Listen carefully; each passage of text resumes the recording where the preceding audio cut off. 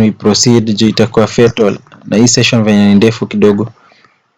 So we were discussing on procedure for exercise of statutory power of sale in Kenya, and we began with the preliminaries and we were doing the various steps. So step number 1 was to confirm that there was a valid and enforceable charge, and in this preliminary requirement we confirmed that a formal charge is different from an informal charge, because a formal charge is provided under section 79(5) of the Land Act, while an informal one is under section 79(6) of the Land Act. Then after we have confirmed that such is applicable, we now conduct an updated official search. We review the charge and loan account that is forming part A of this procedure. Then in part B, we will focus on default and section 90 statutory notice, where you have established a default under section 91 of the Land Act, and we have been told that a default can be either in non-monetary or monetary. And once we have identified such kind of a default, we have narrowed down to step number 5 on preparation of a notice that is in compliance with section 90 of the Land Act. And now one identifier thing that we have noticed is that if there is a notice for monetary default, you give the charge not less than 3 months. But if there is a non-monetary default, you give the charge not less than 2 months to rectify the breach. So those are the key takeaways that we had started with. Then we went to step number 6 on service of the section 90 notice properly. We said the students usually omit step number 6 because they know once they have drafted a notice under section 90, they usually jump straight to section 96 notice to sell. But that is not what is happening in the ground, because you serve the section 90 notice properly, and after you have served the same, you allow the full statutory period to expire, and it is upon the expiry of the period when you will move to step number 8. And in step number 8, we are told that it is a notice to sell, and for the notice to sell to be exercisable, you must establish a default, you must establish that a valid section 90 was served, you must establish the rectification period even expired, and the charge still remained in default. And now you serve the charge with section 96(2) notice to sell. Take note of how we are emphasizing on serving of service of every notice. So before exercising the power of sale, the chargee must serve the charge with a separate notice to sell under section 96(2), and the chargee may not proceed to complete a contract for sale at least 40 days have elapsed from service of that notice. So the section 96 notice should state the chargee's intention to sell, the charged property, the relevant charge, the outstanding default, the amount due or redemption figure, that the section 90 period expired without rectification, that the property will be sold after the statutory period, and the proposed mode of sale were settled, and the right to redeem before the land is sold. So section 96 notice is distinct from section 90 notice and the auctioneer's notification of sale under the auctioneer's rule, because one of the distinction is that in section 96 notice, your intention to sell that land is directly captured. Okay, another difference is that you must indicate that the section 90 notice period expired without rectification. This is why this notice is a different one from the section 90 notice. Then you go to step number 10. After you have served the charge, you serve all other persons required by section 96(3). So the chargee must also serve the notice on the relevant persons listed in section 96(3), including the National Land Commission where the charged interest concerns public land, the holder of the land out of which a lease was granted, where a lease is charged, the chargee's spouse who gave consent to the charge, every lease or subleasee of the charged land or buildings, every co-owner, every other chargee of whom the selling chargee has actual notice, every guarantor, any person known to have a right to enter and use the land or its natural resources, and any other prescribed person. So the mistake that you'll do is upon serving the chargeor the notice to sell, you forget to serve the relevant persons or even a spouse or persons who have a beneficial interest to that parcel of land. So this notice should also be posted in a prominent place on or near the charged property as contemplated by section 96(3). So the importance of a spouse's notice is that spousal consent to the original charge does not eliminate the separate obligation to serve the consenting spouse with the enforcement notice under section 96(3)(c). So it is not a defense where you will tell us that since you obtained consent from the day of registering this charge, that it is irrelevant for you to serve a notice to sell part. Once you do that, that will be a fatal mistake, and you will be in breach of section 96(3)(c) of the Land Act. Now we go to step number 11, where you allow at least 40 days after service of that notice to sell. So the chargee must not complete a sale contract until at least 40 days have lapsed from service of the section 96 notice. And for litigation risk management, the lender should not conclude a binding private sale prematurely, permit an auction before the applicable notices have matured, accept an irrevocable purchaser's offer prematurely, or execute a transfer before statutory timelines expire. Then after part C now, we now move to valuation and duty to obtain the best price. Step number 12 will be instruction to an independent registered valuer. So before sale, the chargee must commission a current valuation. Under section 97(2) of the Land Act, the chargee must ensure that a forced sale valuation is undertaken before exercising the right of sale. And the valuer should inspect the property and address what is the market, open market value, forced sale value, developments and improvement, occupation, lease term, permitted user, access, comparable sales, physical condition, tenancy income, encroachments, special characteristics, subdivision potential, and relevant market conditions. And the chargee should provide the valuer with the title particulars, survey or sectional plan, lease, tenancy schedule, previous valuations, property location, development information, and authority to inspect. Then after we have done valuation, or we have instructed an independent registered valuer, we set a lawful reserve price. Under section 98(1)(e), a public auction is to be conducted with a reserve price, and the reserve should be informed by the first sale valuation, the auctioneer's rules, the chargee's duty to obtain the best reasonably obtainable price, and current market circumstances. The amount of debt should not automatically be treated as the property's reserve price. A security worth substantially more than the debt must not be sold cheaply merely because the sale proceeds will clear the loan. Applicable auction requirements should be checked against the current form of the auctioneer's rules at the date of sale, including the rule governing the minimum reserve relative to the first sale valuation.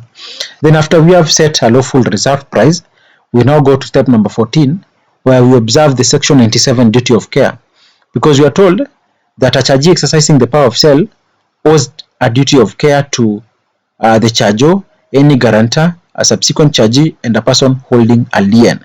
And this is person section 97(1), and this duty of care is to obtain the best price reasonably obtainable at the time of sale, and the duty applies whether sale is by auction, by private treaty, pursuant to a court order, or undertaken through a receiver. Under section 97(3), where the sale price is at least 25% below the market value, a rebuttable presumption of breach arises. However, a price less than 25% below market value is not automatically proof that the chargee complied with its duty. Okay? So take note of the sale price being at least 25% below the market value. There is a rebuttable presumption that a breach has arisen. So the chargee should therefore retain valuation reports, advertising records, bidder records, auction attendance sheets, offers received, reasons for accepting an offer, reserve price approvals, photograph, and even inspection records. There is a decision in Cedarwood Hotels and Resorts Investment Company versus KCB 2024, where the Court of Appeal affirmed the requirement for a qualified valuer's forced sale valuation and the duty to obtain the best reasonably obtainable price. Then we finish up with Part E on appointment of the auctioneer. We have already established a duty of care. We have set a lawful reserve price. Now, can we appoint an auctioneer? Step number 15 tells us that we should now appoint a licensed auctioneer. Where sale is by public auction, the chargee should appoint an auctioneer licensed to undertake the relevant class of work and to operate in the area concerned. And the auctioneer should verify the instructions are lawful and maintain a complete file. And then step number 16, the auctioneer obtains and records the instructions. Under Rule 15 of the auctioneer rules, the auctioneer should receive the chargee's written instructions, record the instructions in the auctioneer's register, identify the property and registered proprietor, ascertain the property's value. The auctioneer's notice cannot cure a defective or missing Section 90 or Section 96 notice. Now, step number 17 is to serve the notification of sale and redemption notice. The auctioneer must serve a notification of sale in the prescribed form, giving the charger the applicable redemption period under Rule 15 of the auctioneer's rules. Okay, so the notice should contain the title number, description and location, the registered owner's name, the chargee, amount being claimed, property value, and the commonly applicable redemption period for immovable property under Rule 15 is not less than 45 days. And the chargee and the auctioneer should retain clear evidence of service in Associated Electrical and Hardware Supplies Limited versus Bank of Baroda Kenya Limited and another 2023. The Court of Appeal treated compliance with the statutory notices, notification of sale and valuation requirements as essential to a lawful auction. Step number 18 is to allow the auctioneer's redemption period to expire.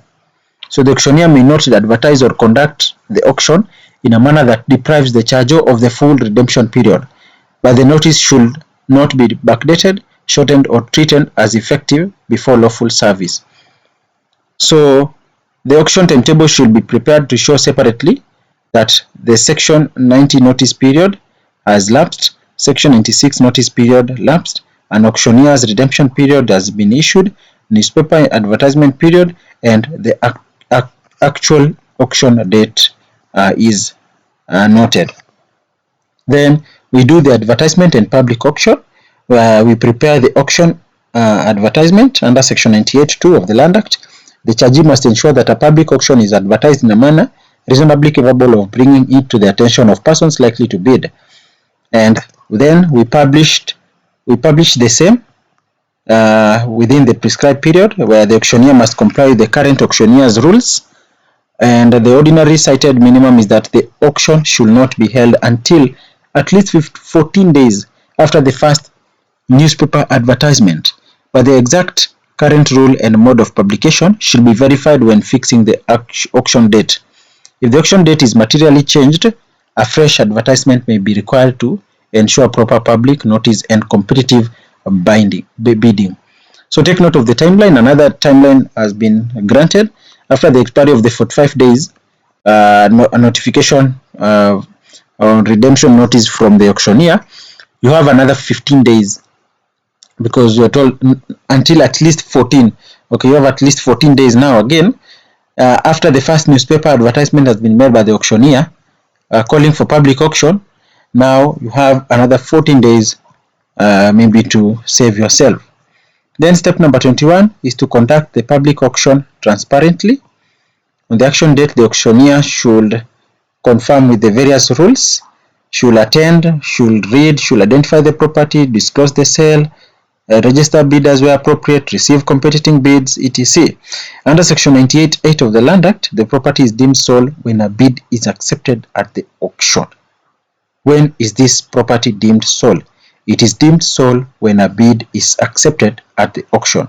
This is a critical point because the charger's right to redeem ordinarily ends once the bid has been accepted and a binding sale has arisen. Then step number 22, if the reserve price is not met.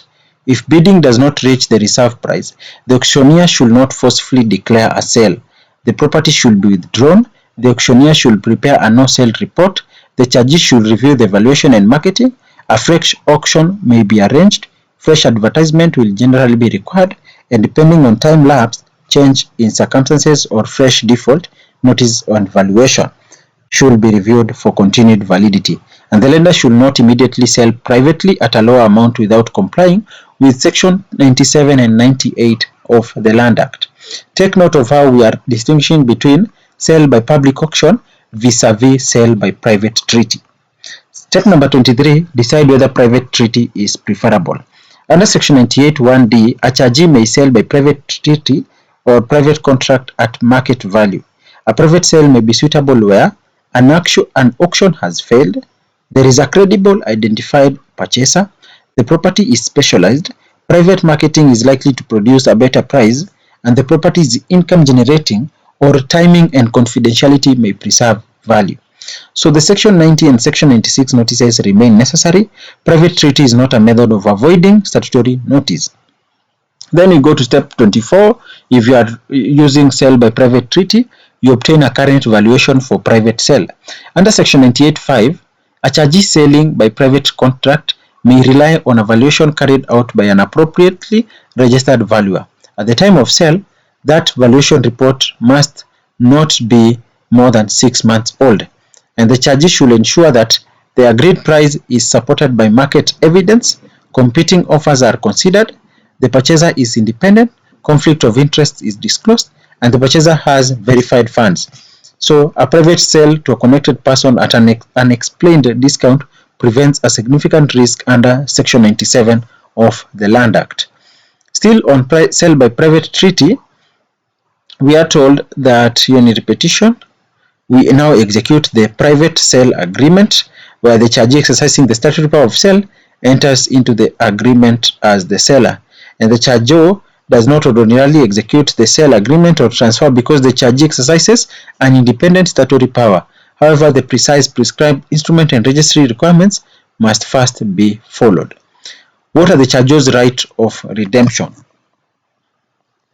So under Section 85 and 102 of the Land Act, the chargee or another person entitled to discharge the charge may redeem before the property is sold by paying all secured principal, accrued interest, lawful fees and charges, rates, rent, proper enforcement expenses, and other sums lawfully secured. And upon full payment, the chargee must provide a discharge of charge in the prescribed form and all title instruments and documents held in connection with the charged land. Under Section 98(8), sale at auction occurs when the bid is accepted. Accordingly, a purported tender after acceptance of the successful bid is ordinarily too late to revive the right of redemption. Before that point, the chargee and auctioneer should provide an accurate redemption figure upon a proper request. And then you can suspend or cancel the auction upon full redemption or court order. Then completion after auction, successful bidder pays the deposit, and the auctioneer should issue a receipt, memorandum of sale, conditions of sale, confirmation of the balance, completion deadline, and payment instructions. There is where the purchaser now will pay the balance, and then there is preparation of the transfer by the chargee, and this is under Section 98(3) of the Land Act, where transfer by a chargee exercising the power of sale must be made in the prescribed form. Remember, there is a separate procedure of sale of property by auction. Remember, we did that kind of a procedure. So whenever the examiner tells you to give a detailed explanation of sale by public auction or private treaty, you now go deeper to the steps to be followed. Then the step number 31 is to obtain completion documents. Then step 32 is to assess and pay stamp duty. Then lodge the transfer for registration. Then register the purchaser, and that will mark at the end of this statutory power of sale procedure. So a quick overview. We confirm there is a valid and enforceable charge. We confirm it is either a formal or informal charge. We confirmed that we have conducted an updated official search. We have reviewed the charge and loan account. We have established a default under Section 90. We have prepared the Section 90 statutory notice. We have even given him a rectification period for monetary default and a rectification period for non-monetary default. Now, we have now served the Section 90 notice properly, and we even have an affidavit of service to confirm the same. We have allowed this full statutory period to expire. We have confirmed there is a continued default, and therefore we have now issued Section 96 notice to sell. And Section 96 notice to sell has been served properly. We have even served all persons required by Section 96(3), even the wife or the spouse. And we have allowed at least 40 days after service to lapse. And we have now conducted evaluation, and we know the duty to obtain the best price. So we have instructed an independent registered valuer who has valued that property, and he has set a lawful reserve price. And in doing so, we also move to step number 14 and observe the Section 97 duty of care. And we know that if the sale price is at least is below 25% below the market value, there is a rebuttable presumption of breach arising. So that's why observation of Section 97 duty of care is vital. Then we have appointed an auctioneer who is licensed. He has obtained and recorded the instructions because it is a requirement under Rule 15 of the auctioneer rules. The auctioneer has decided now to serve the notification of sale and redemption notice under Rule 15 of the auctioneer rules, but you are told that this kind of a notice is not to forego, is not to give validity if Section 90 and Section 96 notices were not served. We have went ahead to advertisement and public auction, where the auction advertisement was prepared and it was published within the prescribed period. And if it was in a newspaper, we have even given at least 14 days after the first newspaper advertisement has been made. We have conducted the public auction transparently, but if the reserve price is not met in the public auction, we now went to sell by private treaty under Section 98 of the Land Act, and we have obtained a current valuation for private sale, and we have decided whether private sale is preferable in this situation, and we have now executed a private sale agreement. We have permitted redemption before sale, and if we have now accepted the bid, now the sale is deemed to have happened, and the right to redeem the right to redemption has lapsed, and the successful bidder will pay the deposit, and the purchaser will now pay the balance. A preparation of a transfer by the chargee will be prepared pursuant to Section 98(3) of the Land Act, and we have obtained completion documents.